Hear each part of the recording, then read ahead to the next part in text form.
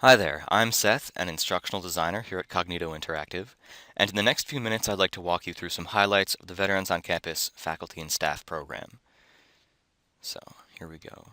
Now this is an online training for faculty and staff in higher education about how they can, it's to educate them about military cultural competency and to prepare them to be gatekeepers for military students. Hi, I'm Alicia. I'm a junior in graphic design and a veteran who served in Afghanistan. And I'm Nate, a freshman in computer science and a veteran from Iraq and Afghanistan.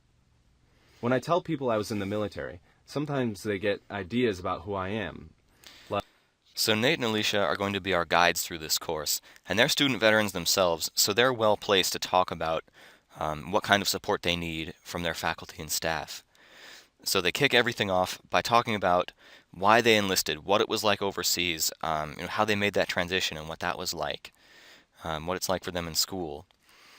And what they're setting us up for is a course where we take the role, we take the roles of faculty and staff in 3 different scenarios and practice supporting military students. So in the Lena scenario, she's having problems figuring out what to do with her classes because she's getting redeployed in a couple weeks. So we take the role of a staff member and figure out how to help her, where to refer her.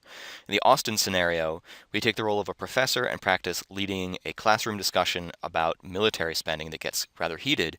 And this is a sensitive topic for Austin because he's a veteran of the Marines. And in the Chris scenario, we practice identifying warning signs that a student veteran might need support. We practice approaching that student veteran and referring him to an appropriate resource. And all this learning happens in virtual role play. So we practice actually talking to these student veterans. And to give you a peek at what that's like, I want to show you the Chris scenario. Okay, so now we're in a conversation where we're taking the role of this professor and we're going to talk to Chris, who's a student in our class and he's been doing poorly, and we want to figure out why, what's going on. And we use this menu over here to decide what to say. So I can explain my concern by saying he left a fourth of his exam blank, or I could say he's been acting strange.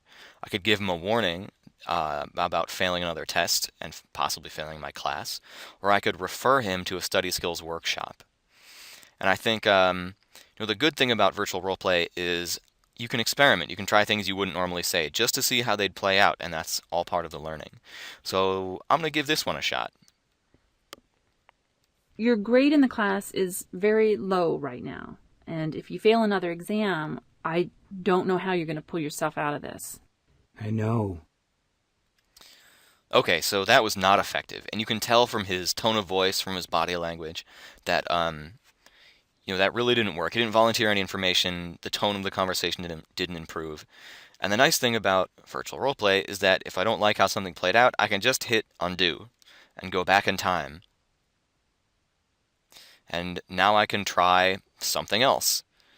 So instead of giving him that warning, maybe I'll be more specific. I'll talk about how he left a fourth of his exam blank.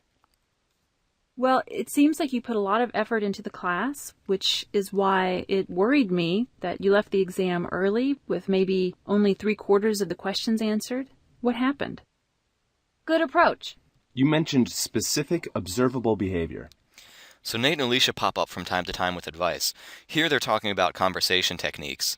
And actually, I just want to point out that all of the techniques we teach in the course are derived from motivational interviewing. So really what we're doing is we're trying to steer people toward proven best practices. And with that in mind, let's continue. Let's see what Chris's response is. About your concerns. Now let's see what he says. What happened? I don't even know. I studied my ass off. I studied real hard, and then I get there, I sit down, and it's like there's this party in my head that I'm not invited to, you know? I can't remember anything. Everything disappears, like, boom, gone. And that's the truth. I studied really hard, but, whatever. Okay, so that was very effective. He volunteered a lot of information. We're finding out more. Now I choose what to say next, and I could follow up on what he meant by having a party in his head. I could get more information about other classes, what's distracting him, or what I could do to help, or I could still refer them to that study skills workshop. I mean, personally, what I want to figure out is what's distracting him, so I'm going to choose this one. When you take the test, is something distracting you?